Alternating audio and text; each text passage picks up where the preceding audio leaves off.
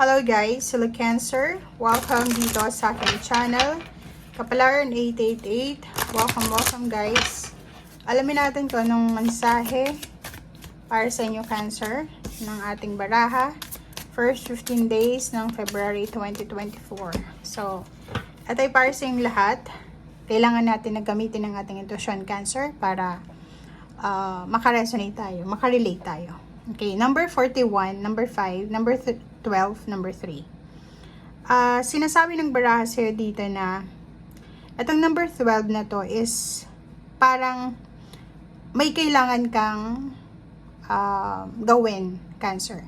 May kailangan kang may kailangan kang itanim na binhi sa buwan ng February or this year ng 2024. May kailangan kang simulan. Yun yung pinaka-exact na word dito is kailangan mong simulan. May kailangan kang simulan, may kailangan kang bigyan ng focus, may kailangan kang gawin. Okay? And if, for example, nakapag-desisyon ka na kung ano itong gagawin mo, Cancer, be humble.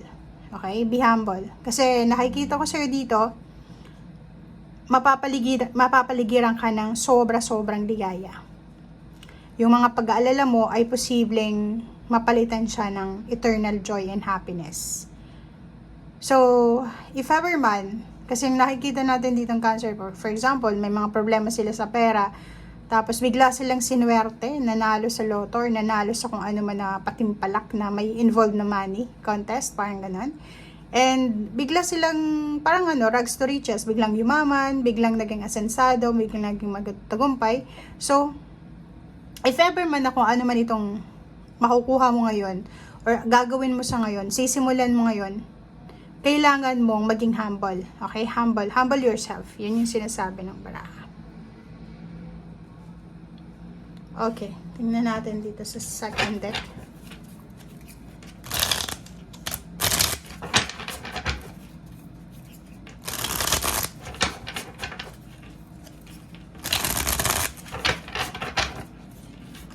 Oops. Okay, Cancer. 5 of Wands. Nako. And the World card. Okay guys, so nakikita ko sir dito Cancer na siguro may mga hindi kayo magandang pagkakaunawaan ng iyong karelasyon. May mga miscommunication, misjudgment, misconception. Kasi relationship to It's either intimate relationship, friendship, kapitbahay, relatives, friends. May mga bagay-bagay kayong hindi mapagkakaintindihan, mga misunderstanding. But sinasabi ng baraha sa'yo dito na may pagkakataon kayo sa first 2 weeks ng February na magkaayos-ayos, 'di ba? Especially kung magkarelasyon to na hindi nila maintindihan kung ano yung gusto nilang mangyari or kung anong gusto nilang ipahiwatig sa bawat isa. So, parang maiintindihan nyo yung bawat isa. May solusyon. Magkakaroon ng solusyon sa mga away, competition, mga kung ano man tong toxic na nangyari sa buhay mo. So, kung kaya't magse-celebrate ka. So, or pwedeng sa isang celebration, like for example, sa birthday celebration, wedding anniversaries, wedding, or kung ano man tong okasyon, doon kayo magkita ng taong kagalit mo, kaaway mo, and doon nyo siguro tatapusin yung pag-aaway nyo. So, magkakaroon kayo ng reconciliation, or pwedeng doon kayo magkakausap kung ano yung naging mali, kung ano yung naging dahilan kung bakit ganito si ganyan, ganyan si ganito. Okay? Okay.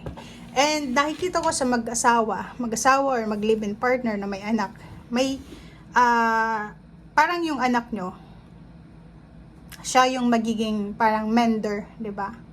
Siya yung magme-mend ng mga hindi nyo pagkakaunawaan. Siya yung magiging tulay for the sake ng anak. Magkakausap yung magulang or pwedeng magkaroon ng parang ang tawag dito, pagkakasundo. Okay? So, comment down below if resonated ka dito.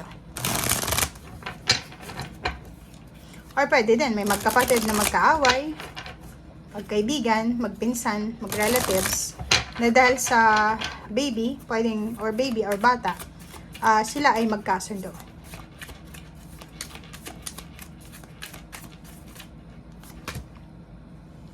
Okay, Five of Pentacles. So, nakikita natin dito, Cancer, it's either may problema ka sa pera or may sakit sa pamilya. Comment down below.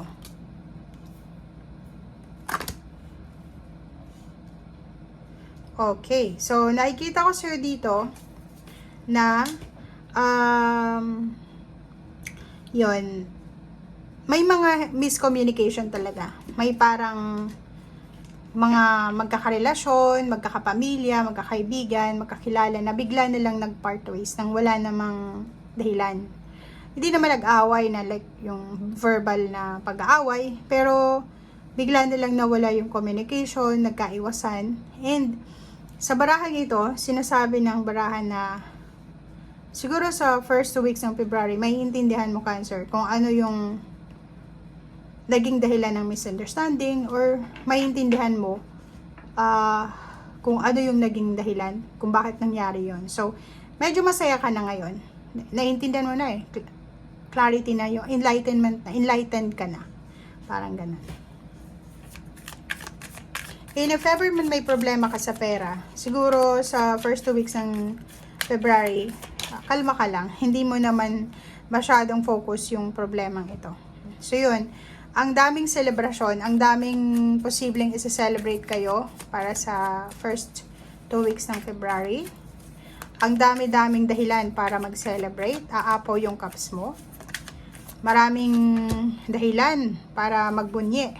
Yung iba sa inyo dyan, siguro may mga obligations kayo. Like, ano ba yung obligations, duties, responsibilities sa family, sa trabaho, sa kapitbahay? May obligasyon ka ba sa kapitbahay mo? Ang posibleng matapos na. So, kung ikaw ay OFW, masaya ka ngayon dahil pauwi ka na siguro. Or kung ikaw naman is nasa contract, posibleng matapos yung kontrata mo. So, nakikita natin dito na punong-puno ka ng patience and paghihintay.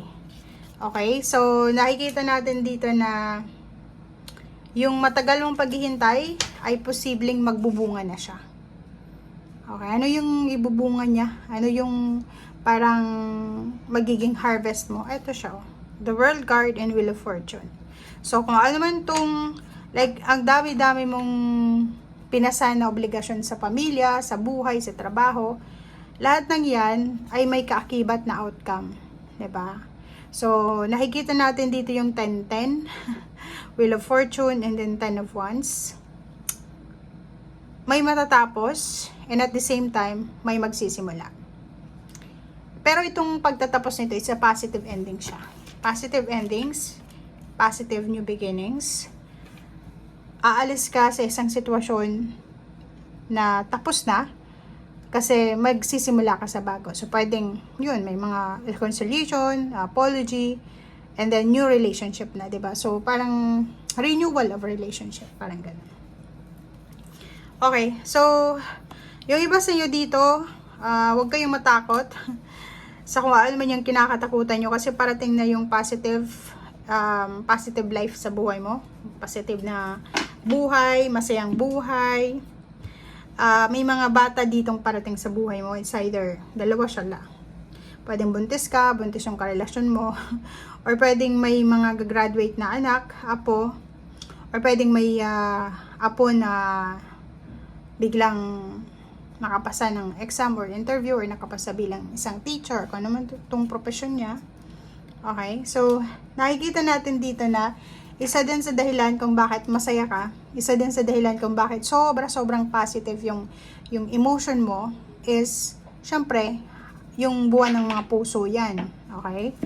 And next is, kung ikaw ay Roman Catholic, yung February 14 is Ash Wednesday din siya. So, parang ganun. So, masaya ka. Ace of Pentacles, sinasabi ng barahan na yung iba sa inyo papasok sa bagong trabaho, bagong business, or kung ano man tong hinihintay mo na pwedeng simulan sa pagkakaroon ng financial success. Posibleng this February na siya yung starting point. Kasi may magtatanim ka ngayon ng bagong binhi. So, it's either bagong baby, bagong trabaho, bagong negosyo, bagong pagkikitaan ng income, bagong kaibigan, bagong lugar. bagong interest, bagong goals, bagong pangarap, bagong kung anong bago to. Okay? So, yan guys ang sinasabi ng baraha. Thank you and see you again. Bye!